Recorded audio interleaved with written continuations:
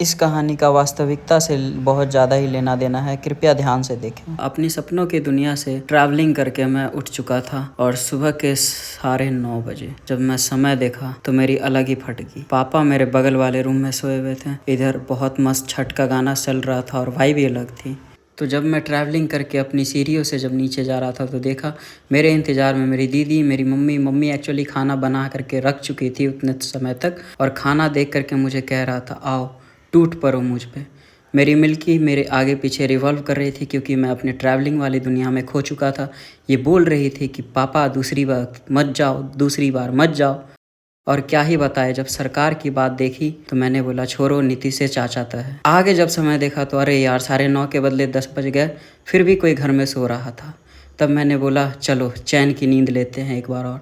फिर ये मिल्की फिर से मेरे पास आ गई और बाहर देखा तो कुछ मेहनती लोग बहुत तेज़ काम कर रहे थे चिलचिलाती धूप में। जब मैं आगे निकला तो बच्चे जुए खेल रहे थे और वहाँ पे देखा तो भाई घाट बनाया जा रहा था।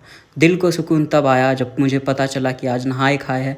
फिर भी लोग बहुत कम निकले हुए थे आज घर से, तो मैं भी निकल गया क्योंकि मैं घर पे जब पहुँचा तो देखा बहुत मस्त खाना वाना परसा था सबको। आज नहाए खाए के दिन स्पेशली कद्दू बनाया जाता है और मसूर दाल के साथ साथ फ्राई वगैरह सारा चीज़ बना हुआ। तो मेरा तो फेवरेट था कद्दू, इसलिए मैं बहुत ज़्यादा विक्ट्री का साइन लगाया कि यार आज तो कद्दू मैं खा के ही छोड़ूंगा।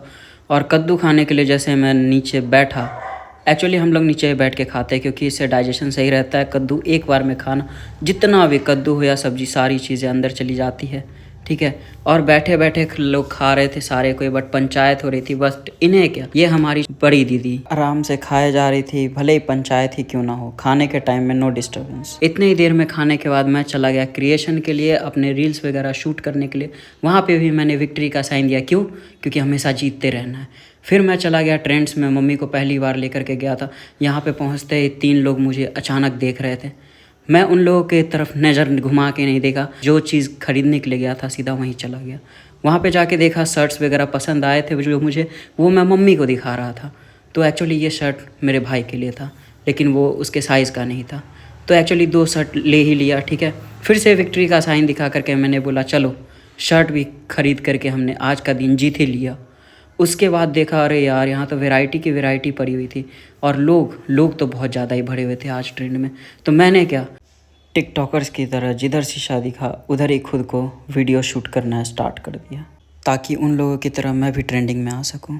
लगता है अल्जाइमर्स हो गया है मुझे, हर चीज़ भूलते जा रहा हूँ। ईयरबड्स मिली तो चाबी खो गई, चाबी मिली तो ईयरबड्स खो गई थी।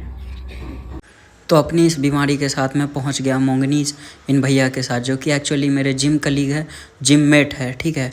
और तो और बिल एक्चुअली इन्हें पे करना था, इसलिए मैं मुंडी घुमा करके बाहर की तरफ शीशे की तरफ रोड को देखने लग गया। जब मेरे पास हाथ में आया बटर स्कॉच तो मैं काफ़ी खुश हुआ। फिर बाद में इनसे इनकी खुशी का राज पूछा। रेसिस्ट वाली सवाल होती वो पूछ के देखा। लोग ऐसे काले लोगों को पसंद नहीं करते हैं, ठीक है, लेकिन काला चॉकलेट खाना जरूरी है, ऐसा क्यों? सवाल की गंभीरता को मद्देनज़र रखते हुए इन्होंने बहुत चालाकी से अपना जवाब दिया। क्या है कि बस रेसिज्म चल रहा है इधर, रेसिस्ट लोग। अपनी सूझबूझ दिखाते हुए उन्हें बहुत जल्दी एहसास हो गया कि ये बंदा मेरे से बहुत ज़्यादा ही क्वेश्चन पूछेगा। उन्होंने बस ऐसा बोला कि हाँ बहुत अच्छा लग रहा है। उसके बाद हॉट डॉग खाने के बाद, गरम कुत्ता खाने के बाद हम लोग चले गए मेरे लिए चप्पल देखने के लिए। चप्पल तो नहीं मिल रही थी, लेकिन हम लोग शीशे में खुद को बहुत ज़्यादा ही देख रहे थे। चप्पल से ज़्यादा हम लोगों का फेस खुद हम लोग को ज़्यादा ब्राइट लग रहा था। भैया चप्पल एक्चुअली देख रहे थे उन लोगों को मारने के लिए जो बहुत ज़्यादा करप्ट करते हैं, देश को खोखला बनाते हैं, ठीक है। और तो और यहाँ से चप्पल लेने के बाद जब भैया को एक्चुअली में पसंद आई तो फिर मेरे लिए वो ले लिए, ठीक है। पैसा भले ही इसका मैंने दिया, लेकिन दिल से खुशी हुई, ठीक है। भैया अब ये मुंडी हिला रहे। तो छठ पूजा का आज दूसरा दिन कुछ इस तरीके से संपन्न हुआ कि आज नहाए खाए था और कद्दू चावल के साथ मम्मी आज से निर्जला उपवास करेगी छठ पूजा के पारण तक। तो इससे हमें ये पता चलता है कि भगवान को खुश करना है तो कद्दू तो खाना पड़ेगा, हाँ मेरी जान। तो अंत में कमेंट सेक्शन में जय छठी मैया लिख के जाना। Thanks for watching.